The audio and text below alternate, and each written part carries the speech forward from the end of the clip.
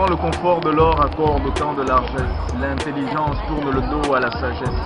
Bon, il est là clairement question d'une certaine élite qui s'accapare les richesses du pays au détriment du peuple qu'ils gouvernent et, fort de leurs richesses, ont le pouvoir sur tout le monde, se croient tout permis et se font de cette manière-là complètement étrangers à la vertu et le bien-être du peuple, le bien-être des gens qu'ils gouvernent, ce n'est plus tellement leur problème.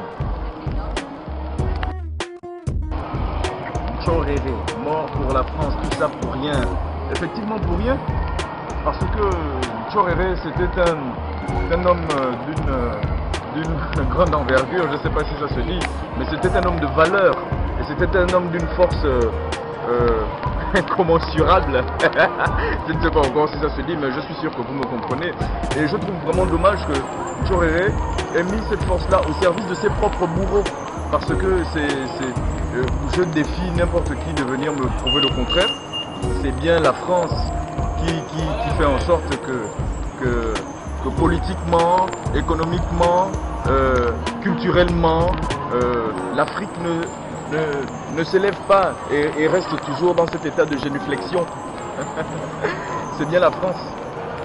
Voilà, maintenant qu'on vient de me prouver le contraire, et voilà, donc Tchoréré est mort dans la guerre de 39 à 45, donc la deuxième guerre mondiale. Il a combattu pour la France.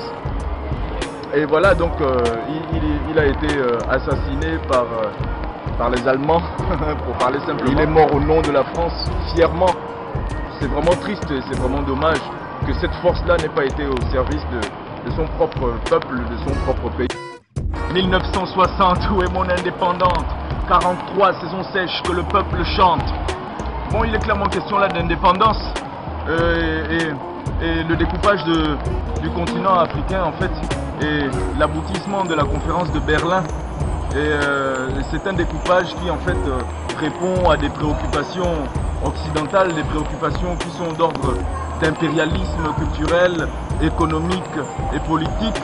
Donc 17 août 1960, indépendance, c'est pas crédible, ce n'est qu'une mascarade.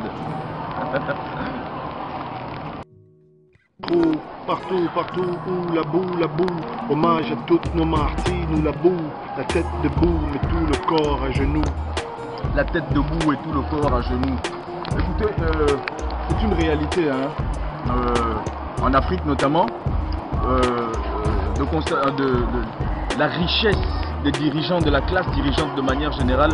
Les dirigeants sont riches et les peuples sont pauvres quand le pays est riche.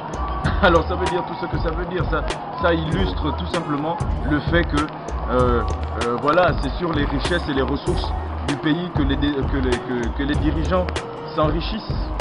Comme je disais tout à l'heure, au détriment du peuple qui gouverne. Alors finalement, nos dirigeants sont nos bourreaux. Nos dirigeants sont nos bourreaux parce que nos dirigeants ne sont pas à notre service mais sont au service.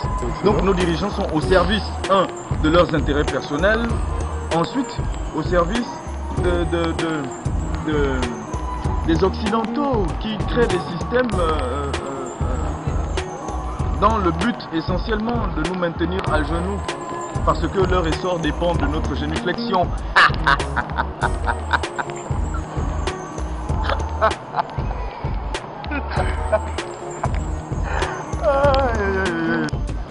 La tête debout et tout le corps à genoux. La tête c'est ce qui est en haut et le corps c'est ce qui est en bas.